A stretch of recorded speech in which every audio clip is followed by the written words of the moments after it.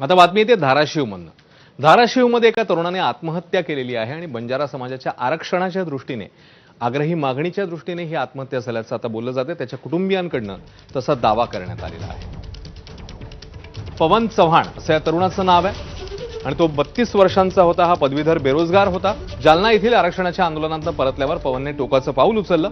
पवनच्या पश्चात आई वडील, पत्नी आणि 2 मुलं असं कुटुंब आहे. बंजारा समाजाला हैदराबाद गॅझेटप्रमाणे आरक्षण मिळावं अशी मागणी पवनने सुसाईड नोटमध्ये केली असा दावा कुटुंबाने केला.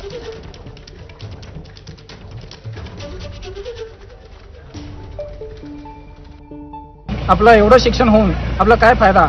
एक आरक्षण बाबतीत आपल्याला कुठेही नोकरी भेटत नाही. त्यासाठी आपल्याला काहीतरी मार्ग काढावा लागेल. त्यासाठी मला सतत म्हणायचा आणि आम्ही काही दिवसापासून दोघेही प्रयत्न केलो. मी सुद्धा नोकरीत प्रयत्न केलो, त्यांनी सुद्धा केलं, पण या आरक्षणामुळे आम्हाला नोकरी लागली नाही. म्हणून तो राहत्या घरामध्ये गळफास घेऊन आत्महत्या केलेली आहे. तरी प्रशासनाला मी विनंती करतोय, महाराष्ट्र शासनाला विनंती करतोय की त्यांना काहीतरी आर्थिक मदत भेटावं.